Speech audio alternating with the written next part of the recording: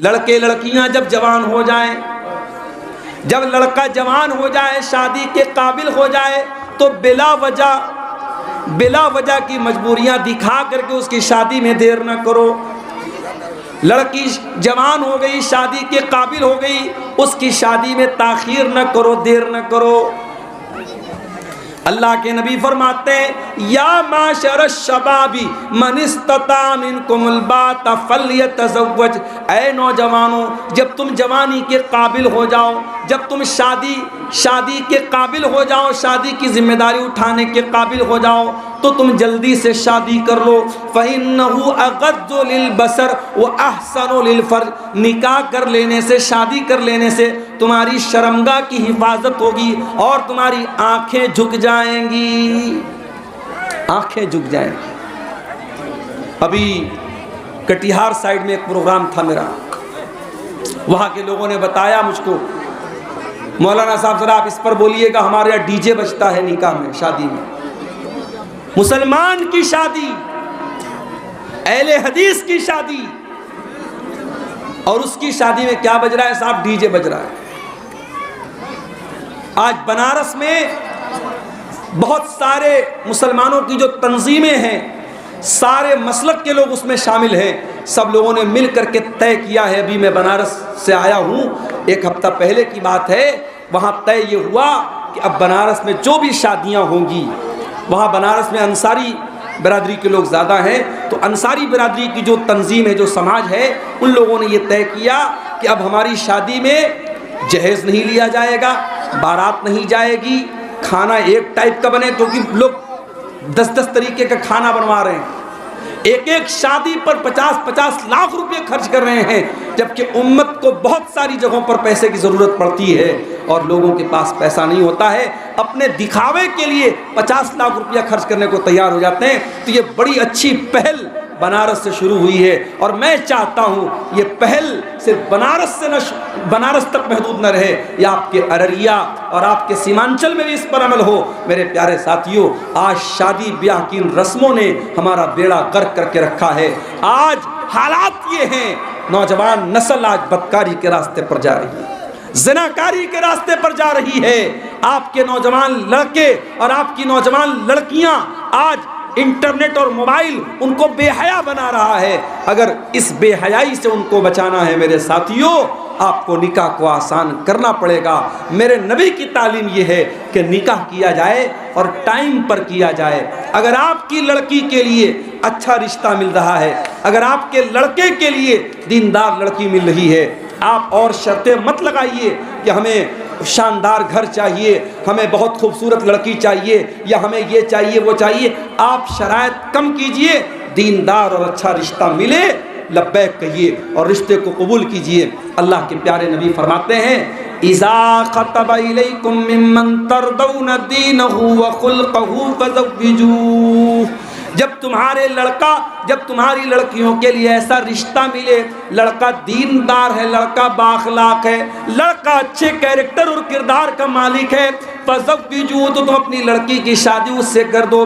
الا تفعلوا، اگر تم ایسا نہیں کرو گے، تکن فتنۃ فی الارض وفساد کبیر، تو زمین کے اندر فتنہ اور بہت بڑا فساد پھیلے گا۔ اگر آپ نے دیندار رشتوں کو ٹھکرا دیا، میرے پیارے ساتھیوں، حالات یہ ہوں گے، آپ کی لڑکیاں کورٹ میرج کریں گی، آپ کے لڑکے کورٹ میرج کریں گے، اور آج وہ حالات آ رہے ہیں۔ اس لیے میرے پیارے ساتھیوں، دینداری کا ماحول پیدا کرو اور دینداری کو ترجیح کرو۔ تو قرآن کیا کہہ رہا ہے؟ قُلْ إِن كُنتُمْ تُحِبُّونَ اللَّهَ، اے نبی آپ اعلان کر دیجئے اگر تم اللہ سے محبت کرتے ہو، فَاتَّبِعُونِی، تو نبی کی اتباع کرو۔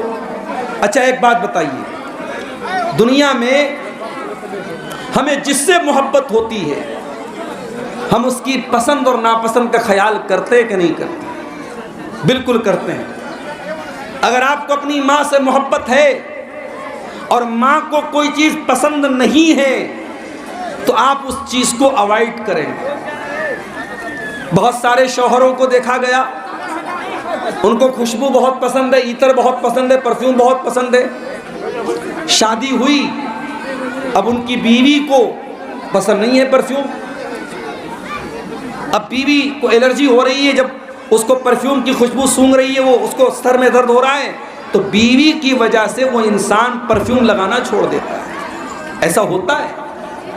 ہم دیکھتے ہیں کہ صاحب ہمیں کوئی چیز کھانے میں بہت پسند ہے، ہمارے ماں باپ کو پسند نہیں ہے، تو ہم گھر کے باہر کھا لیتے ہیں، لیکن گھر کے اندر ہم سوچتے ہیں کہ نہیں چلو بھائی ہماری ماں کو پسند نہیں ہے، ہمارے باپ کو پسند نہیں ہے، چلو چھوڑ دو ہم اس کو نہیں کھائیں۔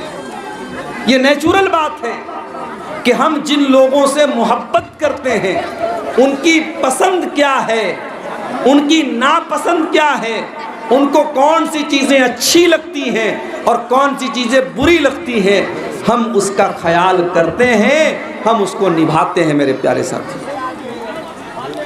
سوال یہ ہے، ہم اور آپ مسلمان ہیں اور ہم اور آپ اپنے نبی سے بے حد محبت کرتے ہیں، اتنی محبت کرتے ہیں کہ اللہ قرآن میں کہتا ہے النبی اولا بالمؤمنین من انفسہم وازواجہ امہاتہم، نبی ایمان والوں کی جان سے زیادہ ان کو محبوب ہے، اور نبی کی بیویاں ایمان والوں کی مائیں ہیں۔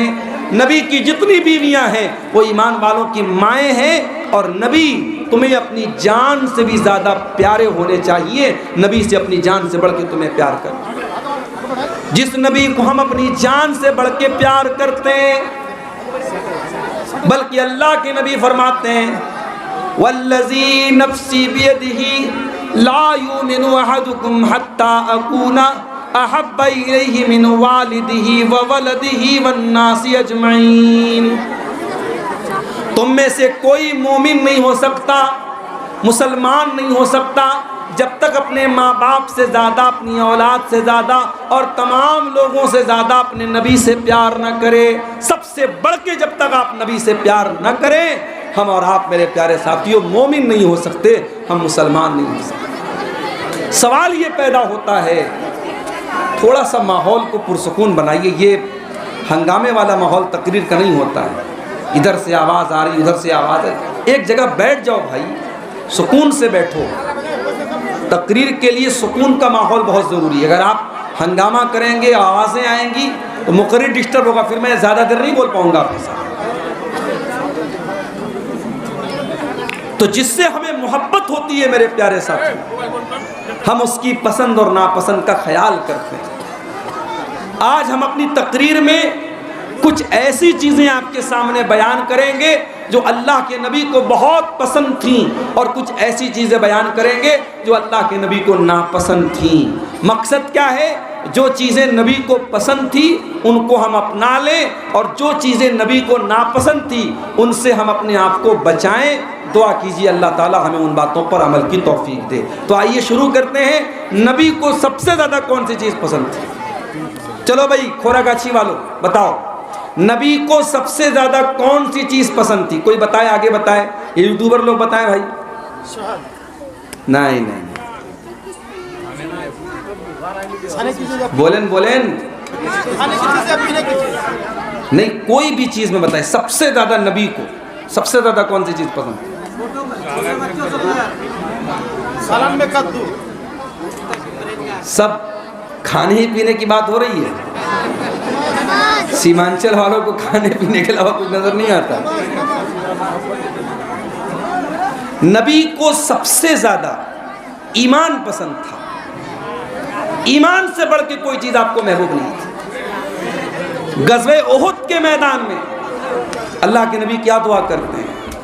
اللہم حبب الینا الایمان وزینہ فی قلوبنا، اے اللہ تو ایمان کی محبت ہمارے دل میں اتار دے، اور ایمان کو مزین کر دے، ایمان کو سجا دے، ایمان کو خوب سندر بنا دے۔ اچھا، ایمان کو سندر بنانے کی دعا کیوں کی اللہ کے نبی نے؟ جب آپ کے دل میں ایمان کی محبت آ جائے گی، جب آپ کی نظر میں ایمان بہت سندر ہو جائے گا، تو اس ایمان کے لیے آپ اپنی گردن تک کٹا دیں گے۔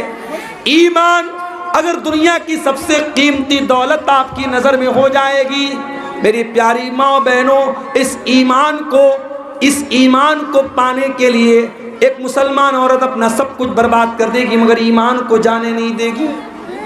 آج کیا ہو رہا ہے؟ آج کتنی مسلمان لڑکیاں کسی غیر مسلم سے پیار اور محبت کے جال میں پھنستی ہیں، اور اس میں ایسی لڑکیاں جو نماز پڑھنے والی، قرآن پڑھنے والی، علماء کا بیان سننے والی اور تقریر سننے والی، ابھی رانچی کی ایک لڑکی جس کا نام نصرت جہاں تھا، اور وہ لڑکی دیندار گھر سے تعلق رکھتی تھی، نماز پڑھتی تھی، قرآن پڑھتی تھی، علماء کے بیانات سنتی تھی، نصرت جہاں نام کی وہ لڑکی نشا سنگھ بن جاتی ہے اور اسلام چھوڑ کر کے غیر مسلم ہو جاتی ہے۔ کیوں؟ کیونکہ اس لڑکی نے کبھی جانا ہی نہیں ایمان کا مل کیا ہے، ایمان کی قیمت کیا ہے، ایمان کی ویلیو کیا ہے۔ میرے پیارے ساتھیو، یہ ایمان اتنی قیمتی دولت ہے، اتنی قیمتی دولت ہے کہ قرآن کہتا ہے ان الذین کفروا وماتوا وهم کفار فلن يقبل من احدهم ملء الارض ذهبا۔ جو لوگ دنیا سے بغیر ایمان کے جائیں گے، اگر وہ زمین بھر کے سونا بھی اللہ کی بارگاہ میں لے کے آ جائیں، اے اللہ تو زمین بھر کے سونا لے لے اور ہم کو جہنم کی آگ سے بچا لے، ہم کو جہنم کے عذاب سے بچا لے، قرآن کہتا ہے فلن یقبل، ان کا زمین بھر کے سونا بھی قبول نہیں کیا جائے گا، وہ زمین بھر کے سونا دے کر کے بھی اللہ کے عذاب سے نہیں بچ پائیں گے۔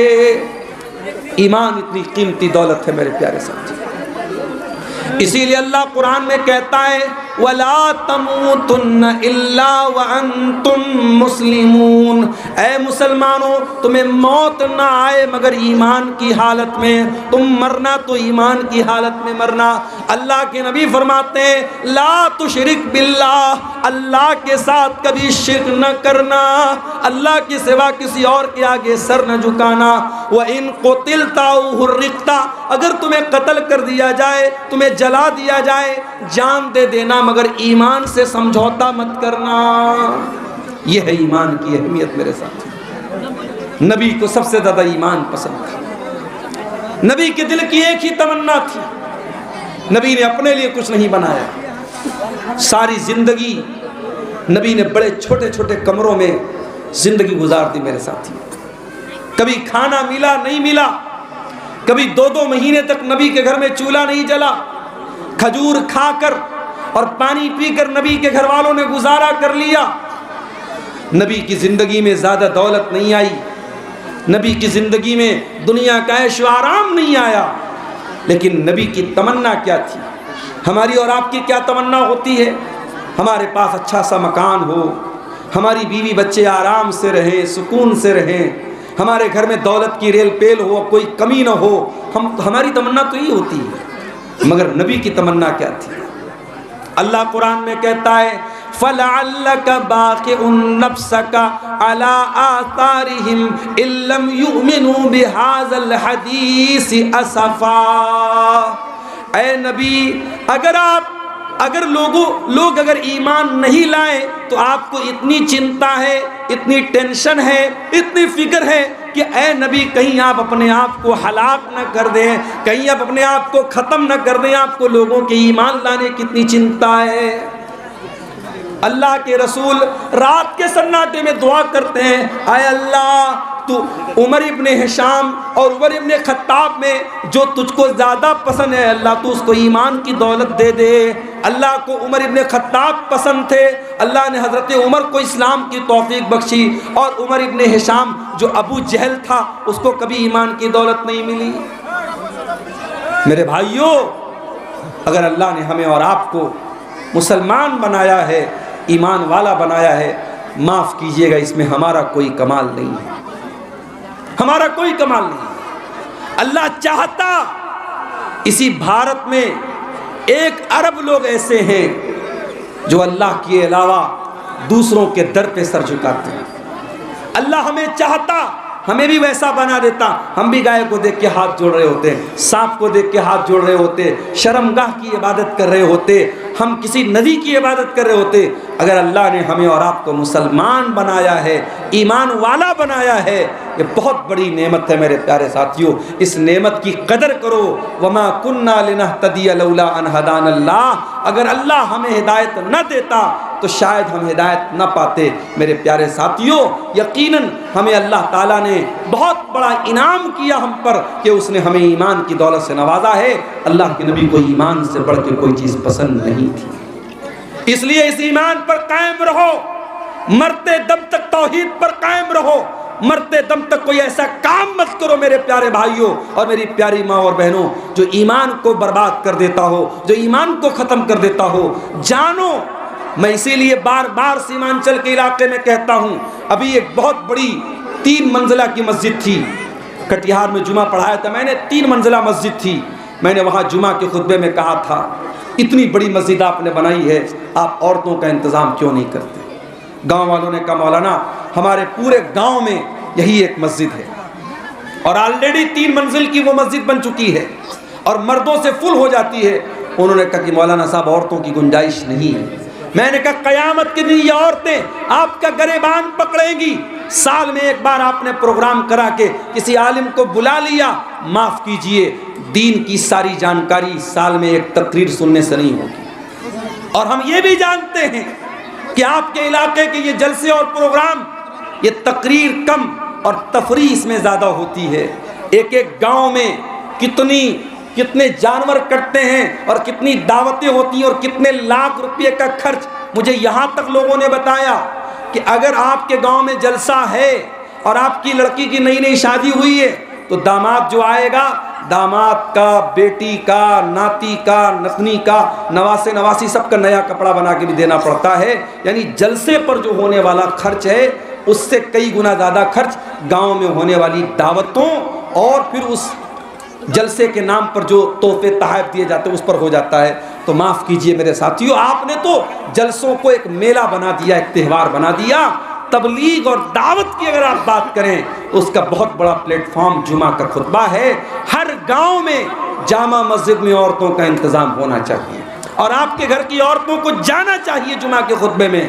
اور مجھے یقین ہے اگر جمعہ کا خطبہ ڈھنگ سے دیا جائے، اچھا عالم اور اچھا خطیب آ کر کے جمعہ کا خطبہ دے، سال میں 52 جمعہ کا خطبہ آپ کے گھر کی عورتیں سنیں گی انشاءاللہ۔ جس گھر کی لڑکی سال میں 52 بار مسجد میں جائے گی جمعہ کے دن اور جمعہ کا خطبہ سنے گی، وہ لڑکی کبھی نصرت جہاں سے نشاسنگ نہیں بنے گی انشاءاللہ، وہ لڑکی کبھی مرتد نہیں ہوگی، وہ لڑکی کبھی ایمان کا راستہ نہیں چھوڑے گی۔ آپ نے پیاسوں کو پانی پلایا نہیں، آپ نے بھوکوں کو کھانا کھلایا نہیں، آپ نے ان عورتوں تک دین پہنچایا نہیں۔ میرے پیارے ساتھیوں، اگر آج یہ عورتیں بھٹک رہی ہیں، آج حالات اس قدر نازک ہے۔ بنارس میں ایک صاحب کے بارے میں مجھے کسی نے بتایا، نئی شادی ہوئی ہے، جاڑے کا موسم ہے، سردی کا موسم ہے، نئی شادی ہوئی ہے، میاں بیوی دونوں ناپاکی کی حالت میں 24 گھنٹے رہ جاتے ہیں۔ کسی نے کہا کہ ارے بھائی تم نماز کیوں نہیں پڑھتی ہو؟ عورت سے پوچھا، لڑکی سے پوچھا تم نماز کیوں نہیں پڑھتی ہو؟ تو لڑکی نے کہا کہ میں تو ناپاک ہوں، میں نماز کیسے پڑھوں؟ تو پوچھنے والے نے پوچھا کہ ارے تم غسل کر کے نماز کیوں نہیں پڑھتی ہو؟ کہا کہ بہت سردی ہے، سردی کی وجہ سے وہ غسل نہیں کر رہی ہے عورت جس کی نئی شادی ہوئی ہے اور اس کا شوہر بھی نہیں کر رہا، اور 24 گھنٹے وہ لڑکا لڑکی میاں بیوی ناپاکی کی حالت میں رہتے ہیں۔ یعنی جس حالت میں انسان قرآن کو چھو نہیں سکتا، جس حالت میں انسان مسجد میں نہیں جا سکتا، جس حالت میں انسان نماز نہیں پڑھ سکتا، اب سوچو جب 24 گھنٹے میاں بیوی اس حالت میں رہیں گے اس گھر میں برکت آئے گی یا نحوست آئے گی؟ بتاؤ میرے پیارے ساتھیوں، جس گھر میں یہ حالات ہوں گے پھر اس گھر میں برکت تو ظاہر سی بات نہیں آئے گی۔ پھر اس لڑکی کو یا اس لڑکے کو کبھی جنات پریشان کریں گے، کبھی شیطان پریشان کریں گے، کبھی کوئی جادو کرے گا۔ یہ جتنے جادو، جنات اور شیطان کے معاملات ہوتے ہیں، یاد رکھو کہ کہیں نہ کہیں یا تو ہماری گندگی کی وجہ سے ہوتے ہیں یا ہمارے گھر میں کوئی شریعت کے خلاف حرام کام ہوتا ہے اس وجہ سے ہوتے ہیں۔ اس لیے میرے بھائیوں، ایمان کے بارے میں جانکاری حاصل کرو۔ ایمان کیا ہے؟ ہم سے قبر میں یہ نہیں پوچھا جائے گا کہ تم کیا کھاتے تھے، کیا پہنتے تھے، تمہارا مکان کیسا تھا، تمہارے بچے کتنے تھے۔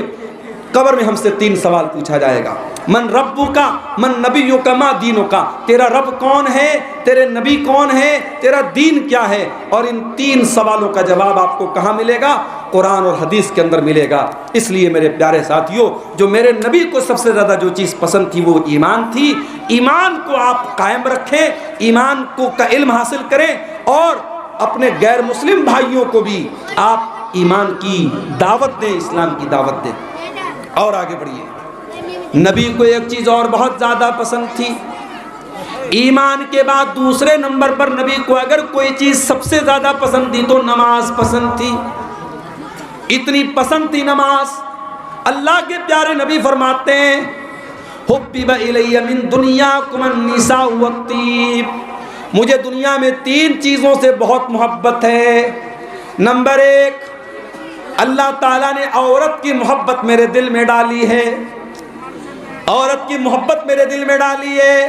وہ عورت جو نبی کے دور میں مظلوم تھی، پیدا ہوتی تھی زمین میں ایک زندہ گاڑ دی جاتی تھی، وہ عورت جو بھارت کی سرزمین پر اپنے پتی کے مرنے کے بعد پتی کے ساتھ زندہ جلا دی جاتی تھی، وہ عورت جو اپنے شوہر کے مرنے کے بعد، اپنے پتی کے مرنے کے بعد اس کا سوتیلا بیٹا اس سے شادی کر لیتا تھا، وہ عورت جو اپنے باپ کی پراپرٹی میں وارث نہیں ہوتی تھی، وہ عورت جو غلاموں کی طرح، جانوروں کی طرح مارکیٹ میں بکتی تھی، اس عورت کو محمد رسول اللہ نے اس عورت کا صحیح مقام دیا۔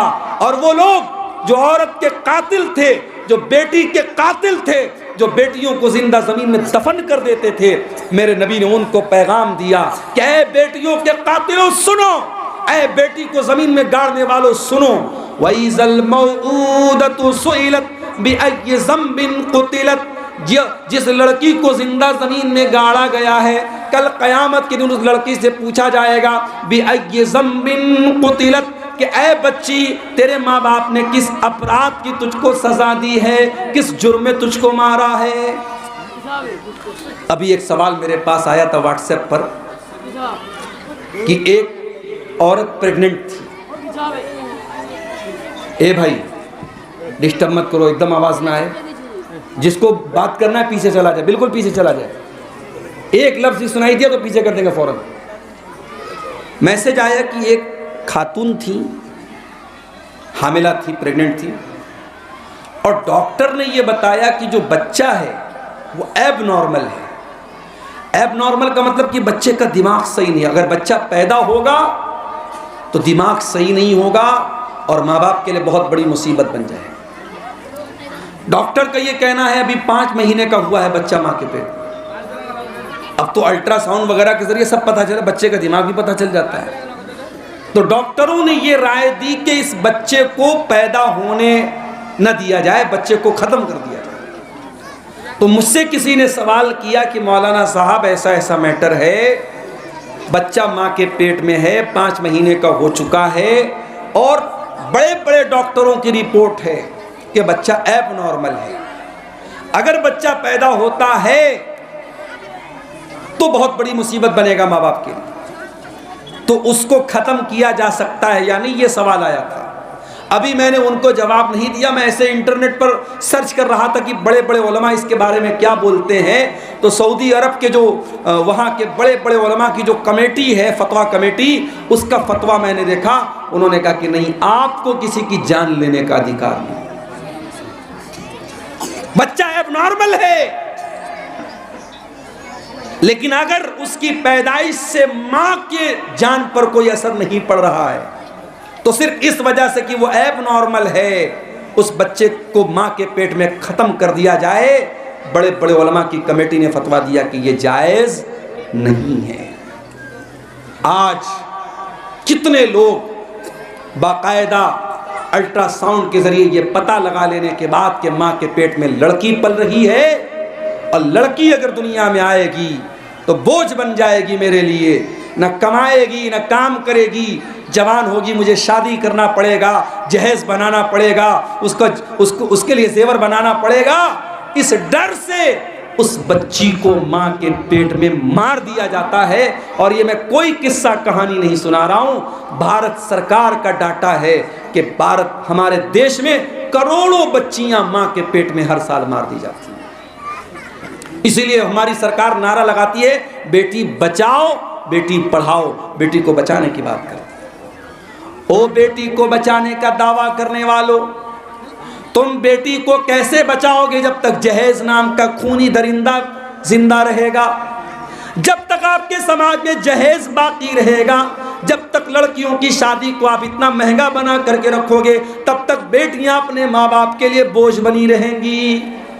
اگر آپ کو بیٹیوں کی پرورش صحیح طریقے سے کرنا ہے، پہلے جہیز کو ختم کرو، پہلے نکاح کو آسان کرو. محمد رسول اللہ صلی اللہ علیہ وسلم نے عورت کا صحیح مقام دنیا کو بتایا. آپ نے فرمایا اگر یہ عورت ماں ہے فَإِنَّ الْجَنَّةَ تَحْتَ رِجْلِهَا، اس کے پیروں کے نیچے تمہاری جنت ہے. عورت اگر بیٹی ہے، آپ نے فرمایا من آل جاریتین حتی تبلغا، جس کو اللہ نے 2 بیٹیاں دے دی اور 2 بیٹیوں کی اس نے صحیح طریقے سے پرورش کر لی، وہ 2 بیٹیاں اپنے ماں باپ کو جہنم کی آگ سے بچائیں گی. 2 بیٹیوں کو پال لیا، جہنم کی آگ سے بچ جاؤ گے. بیٹی بن کر کے عورت آئی، ماں باپ کو جہنم سے بچا رہی ہے. اور یہ عورت جب بیوی بن کر کے آپ کے گھر میں آتی ہے، قرآن کہتا ہے ہن لباس لکم وانتم لباس لہن، تمہاری بیوی تمہارے لیے لباس ہے. جیسے ہمارے بدن کا لباس ہمارے بدن کو زینت دیتا ہے، تمہاری بیوی تمہاری زندگی کو زینت دیتی ہے، تمہاری زندگی کو سندر بناتی ہے، تمہاری زندگی کو خوبصورت بناتی ہے. اگر ایک شادی شدہ انسان کی زندگی سے بیوی کو نکال دیا جائے، اس کی زندگی ادھوری ہو جائے گی، اس کی زندگی بے رنگ ہو جائے گی. اور قرآن کہتا ہے وَمِنْ آيَاتِهِ أَنْ خَلَقَ لَكُم مِّنْ أَنفُسِكُمْ أَزْوَاجًا، تمہاری بیویاں اللہ کی بہت بڑی نشانی ہے. میرے پیارے ساتھیوں، بیوی کی شکل میں عورت سکون دیتی ہے، ماں کی شکل میں جنت کا پروانہ دیتی ہے، بیٹی کی شکل میں ماں باپ کو جہنم سے بچاتی ہے.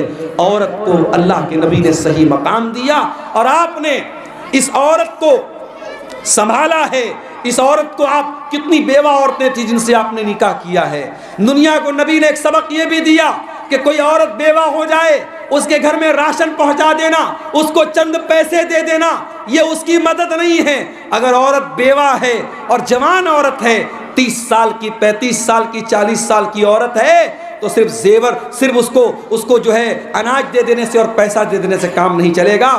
اس بیوہ عورت سے شادی، کوئی مرد آگے بڑھے اور شادی کرے، اس کو نکاح کے بندھن میں باندھے تاکہ وہ عزت کی ایک زندگی گزارے. ایک عورت بغیر شوہر کے نہیں رہ سکتی میرے ساتھیوں. یہ ڈھکوسلے بازی ہے کہ ارے وہ تو عورت ہے، وہ تو گزار لے گی.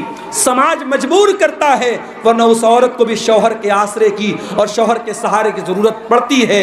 اس لیے میرے نبی نے کئی بیوہ عورتوں سے نکاح کیا، دنیا کو میسج دیا عورت اگر مطلقہ ہے، عورت اگر بیوہ ہے، اس سے بھی نکاح کیا جائے. اور نبی نے عورت کو اس کا صحیح مقام دیا. آپ نے فرمایا میرے دل میں اللہ نے عورت کی محبت ڈالی ہے اور خوشبو کی محبت ڈالی ہے. نبی کو خوشبو بہت پسند تھی. نبی خوشبو کو پسند کرتے تھے اور بدبو کو ناپسند کرتے تھے. آپ نے فرمایا جو کچا